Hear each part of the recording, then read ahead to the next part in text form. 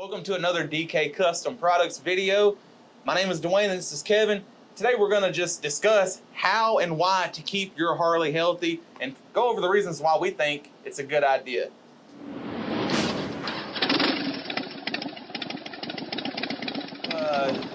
Now before we get into the subject matter, we'd appreciate if you guys would like, comment, and subscribe to our channel because that really helps us out. So the reason we decided to do this video was actually a forum post, a post on a forum about a guy who'd been running his M8 bone stock, and he has 75,000 miles on it, which is more than most. But he has 75,000 miles on it, and he doesn't understand why he has to have his entire engine rebuilt. Right.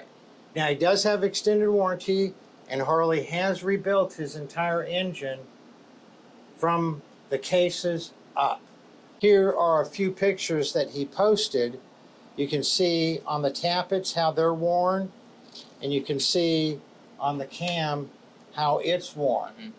And the dealership told him it was because of heat. Well, that's because they all run too hot. And if you run them too hot for too long, they're eventually going to do this. Now, this bike was still running, but he had noticed he had a gradual drop in power over a few years, and they pulled it apart and they found the entire inside trash. Cylinders out around, heads warped, cam lobes worn down, and the tappets bad. And that's because he believed Harley tests these bikes in the Arizona desert, runs them at 24 hours for in 110 degree heat, and we have a whole video on that we'll put up. And here's the thing, that's not the only reason we decided to do this video. We were just discussing that, and we have a lot of videos on heat. I mean, you guys have seen them if you've watched any of our videos in the past. We have that's the big thing we preach. Heat is a big issue.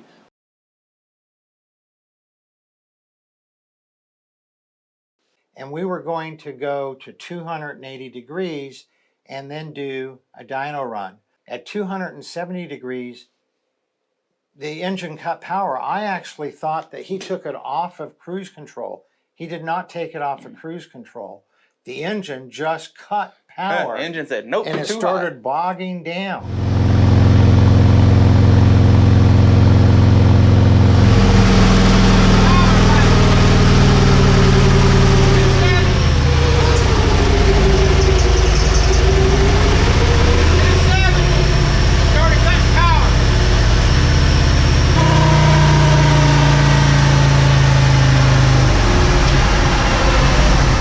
Here are the two poles. This first pole, the top line, the red line, produced 82 maximum horsepower and 112 maximum torque.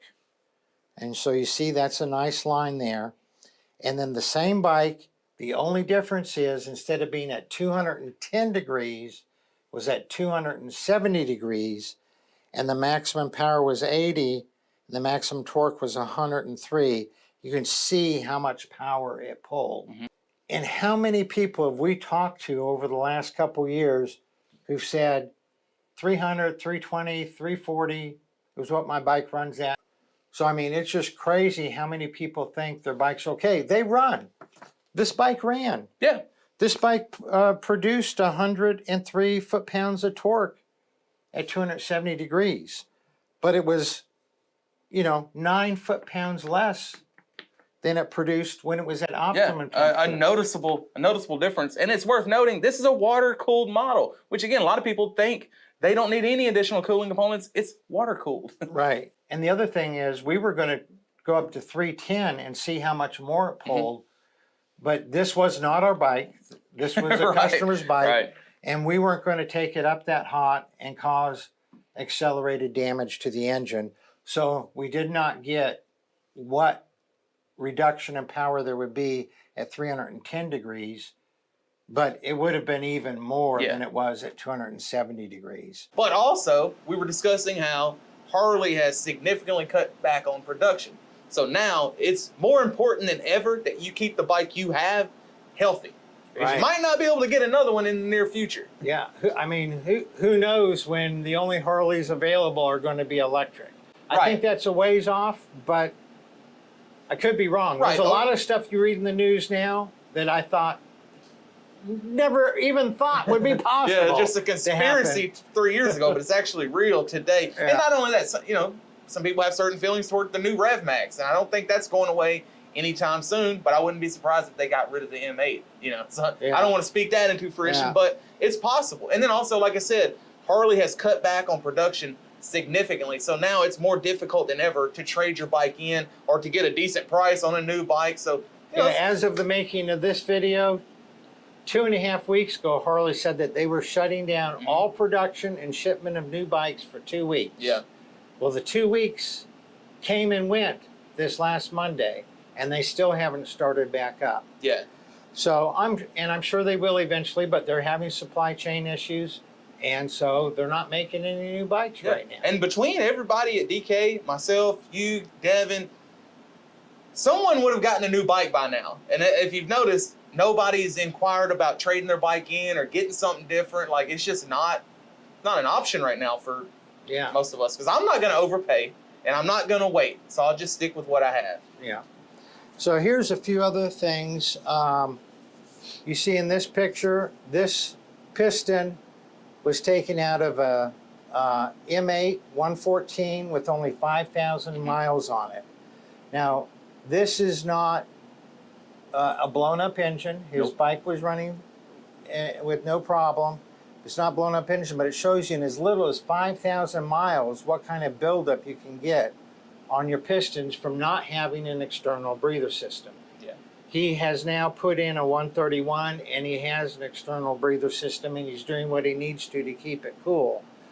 But this is a picture of what can happen in as little as 5,000 miles on an M8. Which has an absolutely detrimental effect on engine life. So if you notice, we've switched gears from heat being an issue, now EPA compliance feeding that hot, oily, oxygen-depleted air into your intake being an issue. And even though this is not directly related to heat, when you're shoving hot air into the engine's going to run hotter. Exactly right. When you're getting a buildup on your top of your pistons, you're going to have higher compression, the engine's going to run hotter.